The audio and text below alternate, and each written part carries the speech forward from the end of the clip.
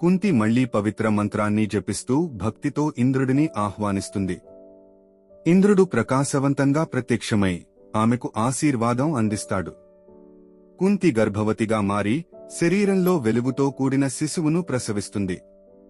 ఆ బిడ్డ అర్జునుడు భవిష్యత్తులో గొప్ప ధనుర్ధారి అవుతాడని ఋషులు శుభవార్త తెలియజేస్తారు. పాండు, కుంతి అర్జునుని జన్మను ఆనందంగా స్వీకరిస్తారు. అర్జునుడు ధర్మాన్ని రక్షించేవాడిగా పేరుగడిస్తాడని ఆశిస్తారు. ఈ సందర్భంలో పాండు సూచనతో కుంతి పవిత్ర మంత్రాన్ని మాద్రికి ఇవ్వాలని నిర్ణయిస్తుంది. మాద్రి మంత్రాన్ని జపిస్తూ అశ్వినీ దేవతలను ఆహ్వానిస్తుంది.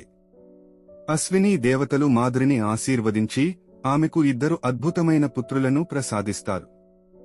మాద్రి నకులుడు, సహదేవుడు అనే 2 అందమైన, తెలివైన మరియు బలవంతమైన కుమారులను ప్రసవిస్తుంది.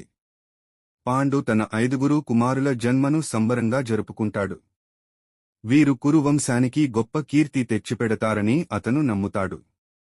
ఇదే సమయంలో హస్తినాపురంలో గాంధారి చేసిన వ్రతం ఫలించి వేదవ్యాసుని ఆశీర్వాదంతో 100 కుండల నుంచి 100 మంది కుమారులు మరియు 1 కుమార్తె జన్మిస్తారు. దుర్యోధనుడు గాంధారి కుమారులలో పెద్దవాడిగా జన్మించి చిన్నప్పటినుంచే గర్వంతో, అహంకారంతో పెరుగుతున్నాడు. కుంతి, మాద్రి అరణ్యంలో తమ పిల్లలను ప్రేమగా పెంచుతుండగా గాంధారి తన కుమారుల భవిష్యత్తు గురించి ఆందోళన చెందుతుంది. ఈ ఘట్టంలో పాండవుల జనన, కౌరవుల జననతో భవిష్యత్తులో పెరిగే గొప్ప విభేదాలకు నాంది పడుతుంది. Please subscribe my channel.